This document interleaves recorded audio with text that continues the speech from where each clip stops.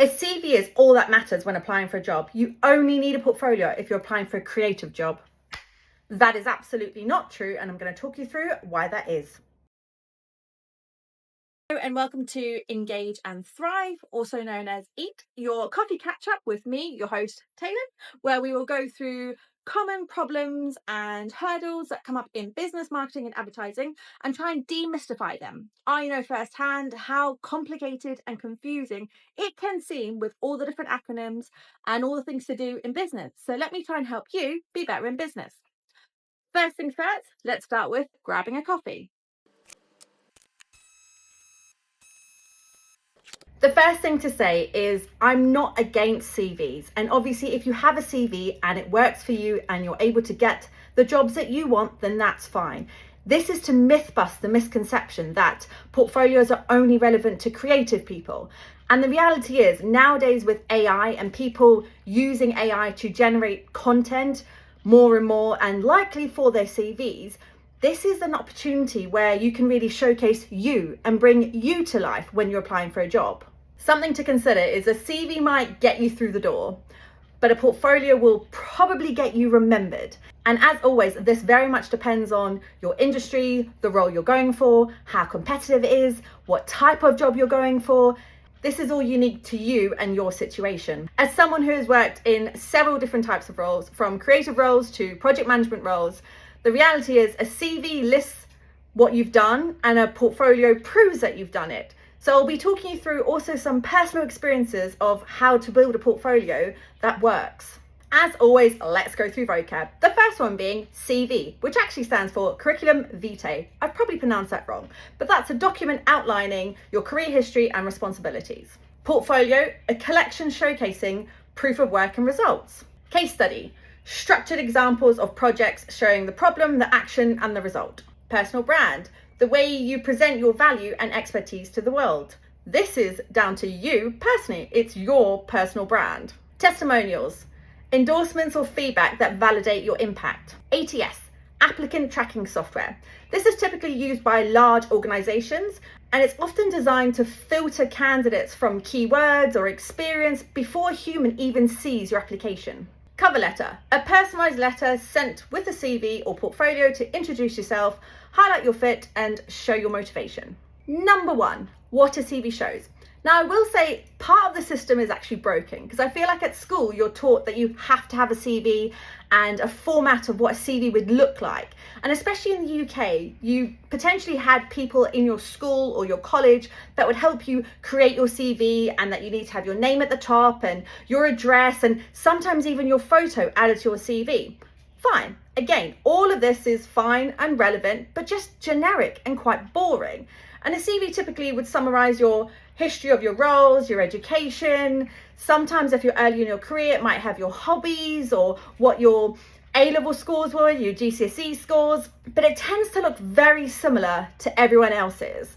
And so it's quite static in terms of giving updates about what you've achieved in a job or in work experience. And as I mentioned in the myth bust, this is increasingly vulnerable with the use of AI. People have been using AI to help reword their CV, especially because it can be quite time consuming and sitting down, talking about your experience, not really knowing how to express what you did.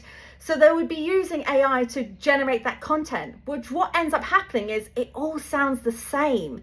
And sometimes as well, your history of your role or what you achieved can be fabricated because the AI is generating your history or your description, not from your heart, not showing what you did. The other thing personally is a CV lacks personality. Of course, you can add a border and you can add colors and add your own font, but it's quite hard to bring to life who you are and how you approach problems and what you've actually achieved and the impact you've managed to do. It's quite difficult to get those in those short summaries. And I'm sure you've all heard that you should only have a CV that's 2 pages or 1 page. And so if you have quite a lot of experience or you've been involved in big projects that you would love to talk about, it's quite hard to condense that down into the 2 pages or the 1 page.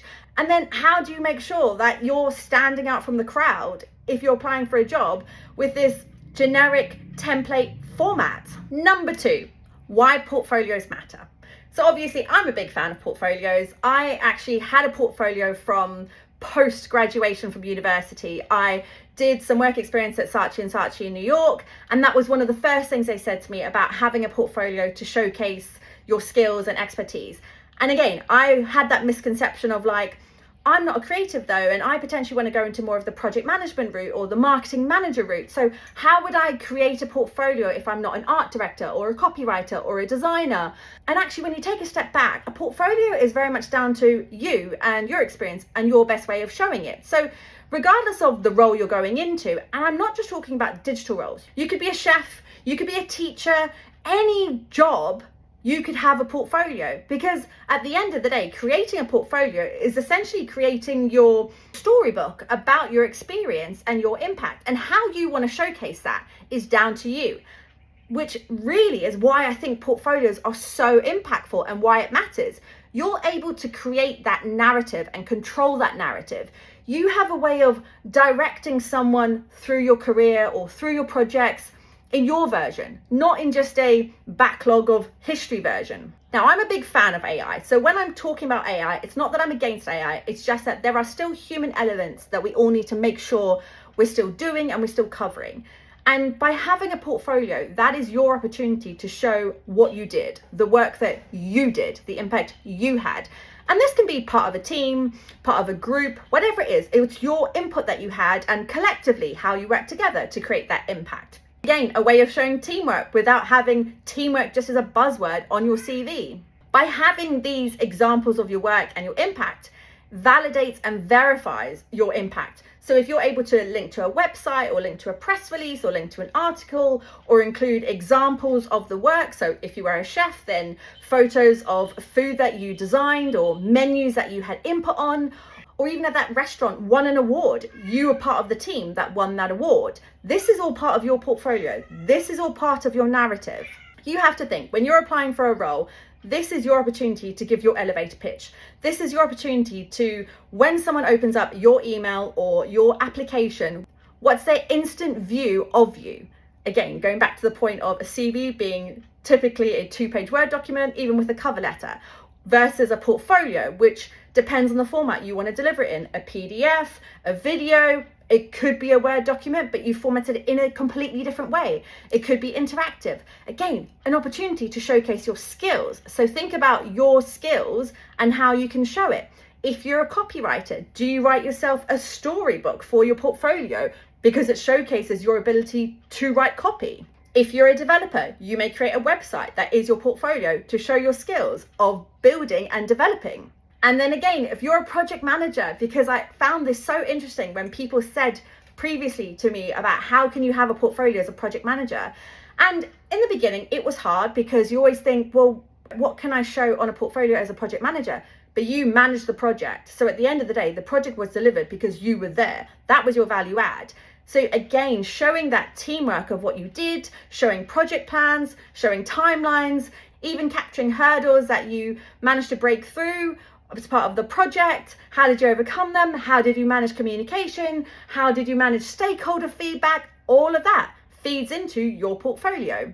In a portfolio as well, you're able to reflect your personal brand a bit more. Now, you may not have a personal brand established with logos and design and a brand book associated with it, but a personal brand is just a representation of you as a person. So how do you want to show up? Again, thinking of that instant impact when someone opens your email or opens your application, what's the first 5 seconds that you want them to think or see about you and about your experience? The other thing that's really nice with your portfolio is it evolves over time. And even in your current role, you can continue to update it as you complete projects.